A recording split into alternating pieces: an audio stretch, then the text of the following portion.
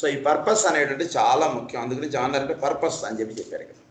So మనకి మన చుట్టూతో ఉండేటువంటి వాటి ద్వారా మనకి పర్పస్ అనేటువంటిది మనకు తెలియబడుతూ ఉంటుంది.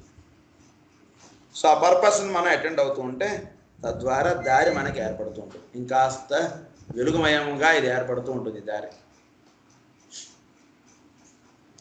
తర్వాత separation from all other individual cells or spheres.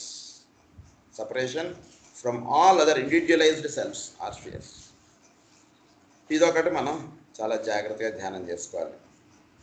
ఏమిటి separation from all individualised cells? So నేను వాళ్ళందరికన్నా నేను భిన్నంగా ఉన్నాను అనేటువంటిది ఒకటి మేలుకాంచి ఉండటం. అంతేకాకుండా తద్వారా నేను వాళ్ళతో నేను ఉండవలసిన విధానం ఏమిటి అనేటువంటిది ఎప్పుడు కూడా మనం తెలుసుకుంటూ ఉండాలి. వాళ్ళతోటి నేను జీవించవలసిన విధానముగా నేను ఉంటున్నానా లేదా. Next is consciousness above all. So consciousness అన్నిటికన్నా మించినది కాన్షియస్నెస్. సో అబవ్ ఆల్ అని అన్నారు అంటే ఏంటంటే మనం చూసే వాటి అన్నిటికన్నా పైన ఉండి నడిపిస్తున్నటువంటి కాన్షియస్నెస్. ప్రతి వాటిలోనూ ఈ కాన్షియస్నెస్ అనేటువంటిది ఉంటుంది. ఇది మనం చూసేవాటి అంటే మనం వేసుకునేటువంటి కాంబినేషన్స్, పెర్మిటేషన్స్, కాంబినేషన్స్ వీటన్నిటికీ కాకుండా పైన ఉంది కాన్షియస్నెస్ అనేటువంటి. ఇది వేటికి అందదు అది. కనుక కాన్షియస్నెస్ అంటే ఏంటో తెలుసుకోండి అంటారు. Ability to evolve in your life. So మనం చాలా ఎవాల్వ్ అవ్వాలి, చాలా అభివృద్ధి చెందాలి. ఎలా అభివృద్ధి చెందుతున్నాం మనం అంటే అభివృద్ధి అంటే ఏ రకంగా సాగుతుంది మన అభివృద్ధి అనేటువంటి మనం చెక్ చేసుకోవాలి. అంటే కేవలం భౌతికమైనటువంటి పదార్థం పెంచుకోవడానికి మన అభివృద్ధి సాగుతోంది అన్నటువంటి చూసుకుంటే దానివల్ల ఉపయోగం తక్కువ అండి. బాగా గుర్తించేసుకోండి. మన 5 ఏళ్ల లైఫ్లో మనం ఏం సాధించామంటే 5 ఏళ్లలో నేను ఒక ఫ్రిడ్జ్ కొన్నానండి, లేదా ఒక టీవీ కొనుక్కున్నానండి, లేదా ఒక ఇల్లు కొనుక్కున్నానండి అని చెప్పుకోవడానుకుంటే 5 ఏళ్ళ లైఫ్ అంటే ఎంత వాల్యుబుల్. ఆ వాల్యుబుల్ లైఫ్ని ఓన్లీ ఫర్ పర్చేసింగ్ మెటీరియలిస్టిక్ థింగ్స్కే నువ్వు వాడేసాను అని అంటే అలా ఉండకూడదు. మెటీరియలిస్టిక్ థింగ్స్ని వాడుకోండి, ప్లస్ పర్పస్ సర్వ్ అయ్యేటట్టుగా చూసుకోండి. కనుక అందుకని ఏమంటున్నారంటే ఎబిలిటీ టు ఎవాల్వ్. మనం చాలా చక్కగా ఎవాల్వ్ అయ్యేటట్టుగా మనం చూసుకోవాలి. Capacity to shine ever more and more అంటూ the perfect day. So perfect డేకి మనం shine ever more and more అంటున్నాం. బాగా ఇంకా ఇంకా ఇంకా అది దానిలో పెట్టుకోండి. ఇది మీకు వాడికన్నా ఇంకా నేను సంపాదించాలి అనేటువంటి దానిలో అక్కర్లేదు. ఇదివరకన్నా నేను ఎక్కువ షైన్ అవ్వాలి. షైన్ అంటే ఏమిటి? మనలో లైట్ బాగా పెరగాలండి. ఈ లైట్ బాగా పెరగడం అనేటువంటిది మన నిత్య జీవితంలో బాగా చేసుకోవాలి. లైట్ బాగా పెరగాలి అంటే ఏం చేయాలి మనం? బ్లెండింగ్ ఆఫ్ ది 2 పోల్స్ అని అన్నారు. మనలో లైట్ బాగా పెరగాలంటే blending of the 2 poles. So ఎంత చక్కగా మనం బ్లెండ్ చేసుకుంటూ వెళ్ళిపోతుంటే అప్పుడు ఈ సిరీస్ కనెక్షన్ అని పెడతారు చూసారు వీళ్ళు రంగు లైట్లో. పెళ్ళి ఉందన్నా లేదా ఇంకొకటి ఉన్నా ఇలాంటివి ఉన్నా ఒక బల్బుకి అలా కనెక్షన్లు పెట్టుకుంటూ వెళ్ళిపోతారు. ఒకదాని నుంచి ఒకదానికి అలా మొత్తం ఇంటి నిండా బల్బులన్నీ వెలిగిపోతుంటాయి. అది అద్భుతంగా ఉంటుంది అది చూడడానికి. అబ్బా ఏంటి వీళ్ళ ఇంట్లో పెళ్ళి అండి అని రోడ్డు మీద పోయేవాళ్ళు వీళ్ళు అందరూ అనుకుంటారు, అబ్బా ఎంత బాగా పెట్టారంటే లైటింగ్స్ అంటారు. ఆ రకంగా మనం మన చుట్టూ మన కాలనీ, మన ఊరు, మన దేశము, ఈ ప్రపంచం అందరితో అలా ఏర్పాటు చేసుకుంటూ వెళ్ళిపోవాలి. ఎవరితోటి కూడా మనకు ఫైటింగ్స్ లేవు, ఎవరితోటి కూడా మనకి మిస్బిహేవియర్ లేదు, ఎవరితోటి కూడా డిఫరెన్స్ ఆఫ్ ఒపీనియన్స్ లేవు. మనం అలానే మన ఒపీనియన్ మనం సాక్రిఫైస్ చేయక్కర్లేదు. నేను చెప్పడం లేదు, అంత ఉద్దేశం ఏంటంటే వేరేవాడు ఏది చెప్తే అది ఓకే అని ఏంటని కాదు. వేరేవాడు ఏదో ఉదాహరణకి నేను ఇప్పుడు చెప్పలేదు అని అన్నాను కాదు. వేరేవాడు ఏదో సిగరెట్ తాగుదామండి రండి అని అన్నాను అనుకోండి, మరి వాడితో మనం బ్లెండ్ అవ్వాలి కదండి అని సిగరెట్ తాగిస్తే అది ఉపయోగం. అలా కాదు, మన ప్రిన్సిపల్స్ మనకు ఉంచుకోవాలి. అలానే వేరే వాడితో మనం ఘర్షణ పడక్కర్లేదు. సైలెంట్ సాఫ్ట్గా మనం మాట్లాడగలగాలి. మిగిలిన విషయాల్లో వాటితోటి మనం స్నేహపూర్వకంగా ఉండగలగాలి, అంతే. సో ఈ రకంగా this is equally true of a solar logos and heavenly man. So heavenly man కూడా ఎవాల్వ్ అవ్వాలి, సోలార్ లోగోస్ కూడా ఎవాల్వ్ అవ్వాలి. వాళ్ళకు కూడా వాళ్ళ పర్పస్ ఉంటుంది, వాళ్ళకు కూడా వాళ్ళ కాన్షియస్నెస్ అనేటువంటిది వాళ్ళు చేసుకోవాలి. వాళ్ళకు కూడా separation from all other individualise selfs or spheres, ఇవన్నీ కూడా వాళ్ళకు కూడా వర్తిస్తాయి. అది ఇక్కడ చెప్తున్నారు. Individualisation is literally the coming together out of the darkness or abstraction of the two factors of spirit and matter by means of a third factor, the intelligent will, purpose and action of an entity. So individualisation అంటే ఏంటంటే ఏ రకంగా నువ్వు individualise అవ్వగలుగుతావు అంటే, ఒకటి ఇక్కడ మనకు చెప్తున్నారు ఏంటంటే two factors, spirit and matter.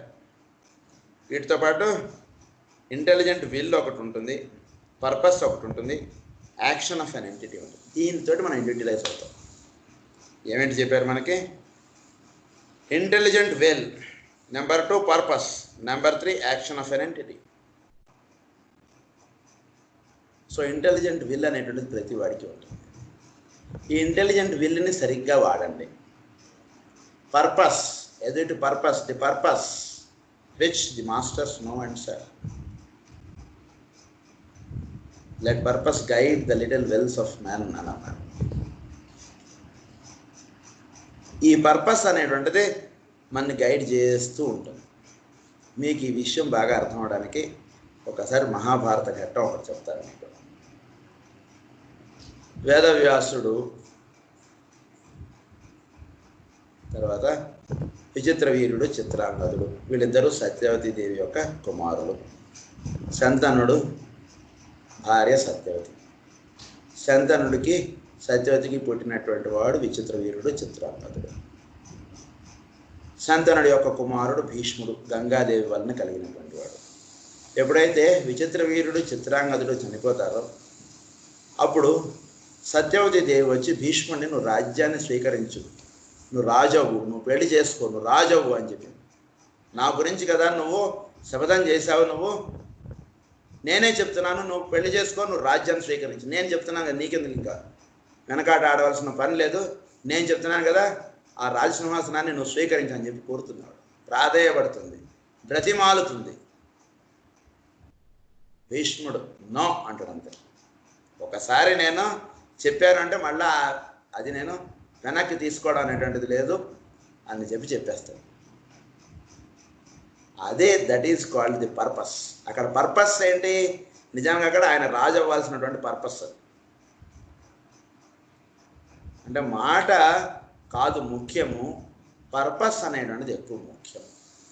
Purpose ఎప్పుడు కూడా గైడ్ చేస్తుంటుంది.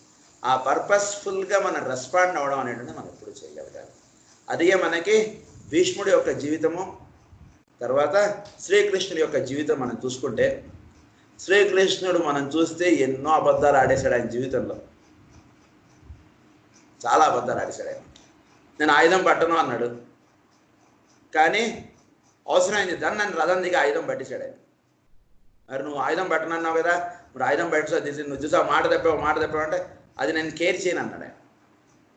నేను మాట తప్పానా లేదా అనేటువంటిది కాదు ముఖ్యం, పర్పస్ అనేటువంటిది ఎక్కువ ముఖ్యం అన్నాడు ఆయన. అబద్ధం చెప్పే ఏం పర్వాలేదు, అశ్వత్థామ హతహ అనేసాయి అని కృష్ణుడే వచ్చి ధర్మరాజుకి చెప్తాడు. చెప్పేయి, నేను చెప్తున్నాను చెప్పేయి అని అన్నాడు ఆయన. అయినా ధర్మరాజు చెప్పలేకపోయాడు. అప్పుడు ఆయన ఏదో మళ్ళీ దానికి ఏదో ఇది చేశాడు. కనుక ఆ విధంగా ప్రతి వాళ్ళ జీవితంలోనూ పర్పస్ అనేటువంటిది ఒకటి గైడ్ చేస్తూ ఉంటుంది. పర్పస్ అనేటువంటి దాన్ని మనం ఆ విధంగా వెళ్ళడానికి లోపల ఇంటెలిజెంట్ విల్ అనేటువంటిది ఉంటుంది. మన ప్రతి వాడికి ఇది ఎవడో బయట నుంచి వచ్చి చెప్తాడని అనుకోకర్లేదు. ఈ ఇంటెలిజెంట్ విల్లే కృష్ణుడు అని అనుకోవచ్చు మీరు. పర్పస్ అనేటువంటిది ఎదురుగుండా కనబడుతూ ఉన్నటువంటిది. ఆ క్షణంలో పర్పస్సు, ఈ ఇంటెలిజెంట్ విల్లు, ఇవి రెండు కూడా చక్కగా బ్లెండ్ అయ్యి తర్వాత యాక్షన్ ఆఫ్ ఎన్ ఎంటిటీ. అప్పుడు దానికి తగ్గట్టుగా నువ్వు యాక్ట్ అవ్వగలిగితే that is the purpose of life. అది అన్నమాట ఇక్కడ చెప్తున్నారు. So and action of an entity by the approximation of these two poles light is produce. ఎప్పుడైతే ఇది చేస్తామో అప్పుడు లైట్ అనేటువంటిది ఉంటుంది, లేదా డార్క్నెస్సే. తర్వాత చాలా బాధపడతాడు భీష్ముడు. కానీ వన్స్ ఫర్ ఆల్ అయిపోయింది కదా, నో అని చెప్పేశాను. అలానే ఆయన తీసుకోలేడు, తీసుకోవాలన్నట్టుగా ఆయన పాపం ఆ మదనలో ఆయన ఎలా అనుభవించేస్తారు బాబా. కనుక ఇది ఇది ఎప్పుడైతే ఈ పర్పస్ అనేటువంటిది గైడ్ చేస్తుందో మనకు విల్ ఆస్పెక్ట్కి, అప్పుడు దానికి తగ్గట్టుగా యాక్షన్ అనేటువంటిది ఎప్పుడైతే ఉంటుందో అప్పుడు అక్కడ లైట్ అనేటువంటిది ఉంటుంది. Light is produced. A flame shines forth, a sphere of radiant glory is seen, which gradually increases and intensity of its light, its heat, its radiance until capacity is reached. So దాని కెపాసిటీకి తగ్గంతగా light వీటి నుంచి అలా ప్రవహించేస్తుంది. వీడికి సంబంధం లేదు, ఎదురుకుండా purpose అనేటువంటిది వీడిని అడుగుతుంటుంది, దాని విధంగా వీడు రెస్పాండ్ అవుతుంటాడు. అంతే చెప్తే కనుక వాడు కావాలని చేయడం అని కానీ వాడి కోరిక ఉండి చేయడం అనేటువంటిది ఉండదు. ఎదురుకుండా పర్పస్ అనేటువంటిది, ఎదురువాడు వచ్చి ఒకటి అడిగితే వీడు చేయడం అనేటువంటిది ఉంటుంది. మా శ్రీకి గారిని అడిగారు, మీరు మా దేశంలో వచ్చి మాకు బోధించాలి, అయితే వస్తానన్నారు. మీరు మా ఊరు వచ్చి మాకు హోమియో వైద్య సేవ నెలకొల్పాలి, రైట్ నేను వస్తాను. ఆ రకంగా పర్పస్ అనేటువంటిది మనం ఎప్పుడు కూడా గైడ్ చేస్తుంది. ఆ పర్పస్కి తగ్గట్టుగా మనం రెస్పాండ్ అవుతూ ఉండడమే కానీ మనకు ప్రత్యేకమైనటువంటి కార్యక్రమం అక్కర్లేదు. మనం దేని గురించి వచ్చాము అనేటువంటిది తెలుసుకోవాలంటే మనం కూర్చుని మనం ధ్యానం చేసుకుంటూ ఉంటే ఏమవుతుందంటే కనుక పర్పస్కి రైట్ రెస్పాండ్ అవ్వడం అనేటువంటిది మనకు తెలుస్తుంది. సరిగ్గా రెస్పాండ్ అవ్వడం అనేటువంటిది రావాలి పర్పస్లో. మనం యూజువల్గా రాంగ్గా రెస్పాండ్ అవుతుంటాం. రాంగ్గా కాకుండా రైట్ రెస్పాండ్ అవ్వడం అనేటువంటిది మన పర్పస్ అనేటువంటిది సరిగ్గా గైడ్ చేయాలి. మనం ఆ విధంగా చేయమని చెప్పి మనం దైవాన్ని ప్రతిరోజు కోరుకుంటూ ఉండాలి. నేను ఆ పర్పస్ ఒకసారి వెళ్ళిపోయిందంటే, ఒక బస్సు వెళ్ళిపోయిందంటే మళ్ళీ రాదు ఆ బస్సు. నేను ఏ బస్సు ఎక్కాలో ఆ బస్సు ఎక్కేటట్టుగా ఈ బుద్ధిలో నాకు ప్రచోదనం కలిగేటట్టు చెయ్యి స్వామి అని చెప్పి ఆయన్ని లేదా అమ్మవారు మనం ప్రతిరోజు ప్రచోదయాత్ ప్రచోదయాత్ ప్రచోదయాత్ అని గాయత్రి మంత్రం ధ్యానం చేయడంలో ఉద్దేశం ఏంటంటే మనకి బుద్ధి ఆ టైం కరెక్ట్గా వెలగాలి. ఆ బస్సు వచ్చింది లేదా ట్రైన్ వచ్చింది, ఈ ట్రైన్ ఎక్కాలా వేరే ట్రైన్ ఎక్కాలా, పక్కన ఉన్నాడు అంటాడు కాదు ఈ ట్రైన్ ఎక్కేద్దాం అంటాడు, ఇంకొకటి అంటాడు కాదు వేరే ట్రైన్ ఎక్కుదాం ఇంకా చాలా వస్తాయి కదా అంటాడు. ఏది చేయాలో మనకు అర్థం కాదు, మన యాంబిగ్యూటీలో ఉండిపోతాం. కనుక ఈ యాంబిగ్యూటీలో ఉండే లోపల ఈ ట్రైన్ వెళ్ళిపోతుంది. మనం ఏం చెయ్యాలి అనేటువంటిది మన లోపల నుంచి మనకు పర్పస్ అనేటువంటిది మన ఇంటెలిజెంట్ విల్ అనేటువంటిది మనకు గైడ్ చేయాలి. అది కరెక్ట్గా గైడ్ చేసేటట్టుగా మనం ప్రతిరోజు దాన్ని శుభ్రంగా చక్కగా ఉంచుకుంటూ ఉండాలి. అందురించి దానికి ప్రతిరోజు కూడా మనం గాయత్రి మంత్రం ఉపాసన చేస్తుంటే ఏమవుతుందంటే ఆ బుద్ధి అనేటువంటిది కరెక్ట్గా ఆ టైంకి అక్కడ వెలిగేటట్టుగా మనం చేస్తాం. అప్పుడు ఆ పని మనం చేస్తాం, అది సక్సెస్ అవుతాము. అది ఇక్కడ చెప్తున్నటువంటి విషయం. అంటే ఇదంతా కూడా లింకప్ సబ్జెక్ట్ ఇదంతా. అందు గురించి వాటిని కూడా ఇక్కడ కోడ్ చేస్తూ మనం చెప్పుకుంటూ వెళ్తున్నాం. We should note and distinguish the words light, heat and radiance. ఈ మూడు పదాలు మీరు కొంచెం ధ్యానం చేయండి. లైట్ అంటే ఏమిటి, హీట్ ఏమిటి, రేడియన్స్ ఏమిటి. అంటే మొట్టమొదటి ఉండేటువంటిది లైట్. ఆ లైట్ యొక్క కాంతి బాగా పెరిగితే అప్పుడు వచ్చేటువంటిది హీట్, లైట్ నుంచి హీట్ వస్తుంది. దాని తర్వాత వచ్చేటువంటిది రేడియన్స్, అది అక్కడ దాకా అలా వెళ్ళిపోతుంటుంది ఆ లైట్, రేడియేట్ అయింది, that is called radiance. So which are the distinctive features of all individualized entities from gods to man. So illumination, heat and healing. So man అనేవాడు ఎలక్ట్రిక్ లైట్ వలన which is used by man for illumination, వాటిలో ఉండేటువంటి heat వలన వాడు illumination అవ్వాలి. తర్వాత heat అనేటువంటి దానివల్ల హీ కెన్ హీలింగ్ అనేటువంటిది వాడు చేయగలుగుతాడు. So as more and this matter is discovered by physical plane students, the whole question of existence and of creative activity will becomes clearer. So ఇప్పుడు దీనివల్ల మనకి క్రియేటివ్ యాక్టివిటీ అనేటువంటిది మనకి క్లియర్గా మనం అర్థం చేసుకుంటే మనం ఫర్దర్ స్టెప్లోకి వెళ్ళగలుగుతాం అంటున్నారు. ఏంటి ఆ ఫర్దర్ స్టెప్ అంటే వేరియస్ మెథడ్స్ ఆఫ్ ఇండివిజువలైజేషన్స్ ఉన్నాయండి అంటున్నారు. మెయిన్గా చాలా మెథడ్స్ ఉన్నాయి. మీకు 3 మెథడ్స్ మాత్రం నేను చెప్తాను. ఎందుకంటే మన హ్యూమన్ మైండ్కి అంతకన్నా మీకు ఎక్కువ చెప్పినా మీకు అర్థం కాదు. అందునుంచి కేవలం 3 మెథడ్స్ మీకు చెప్తానంటూ ఆయన 3 మెథడ్స్ ఆఫ్ ఇండివిజువలైజేషన్ అనేటువంటి చెప్తున్నారు. First the method pursued on the moon child. So ఈ 3 మెథడ్స్లో ఫస్ట్ మెథడ్ ఏంటంటే ఇప్పుడు ఉన్నటువంటి సోలార్ సిస్టమ్కి బిఫోర్ ఉన్నటువంటి సోలార్ సిస్టంలో ఈ ఇండివిజువలైజేషన్ అనేటువంటి ఎస్టాబ్లిష్ చేసినటువంటి విధానం మనకి ఇప్పుడు చెప్తున్నారు. అంటే అప్పుడు ప్రధానంగా మూన్ని కన్సిడర్ చేసుకోవడం, తర్వాత innate force and energy. Through innate force and energy అంటే మూన్ ద్వారా లేదా జీవుడిలో ఉండేటువంటి ఫోర్స్ అండ్ ఎనర్జీని వాడుతూ the conjunction of the 3 fires was brought about and the fire of matter contacted the fire of spirit through the latent presence of the fiery spirit of spark of mind. So ఈ latent ఫైర్గా లోపల మైండ్లో ఉండేటువంటి fire ద్వారా matter వెళ్ళి spirit తోటి కలవడం అనేటువంటి ద్వారా ఇండివిజువలైజ్ అవ్వడం అనేటువంటిదిగా ఉండేది ఇది వరకు అంటున్నారు. This spark of mind working through the instinct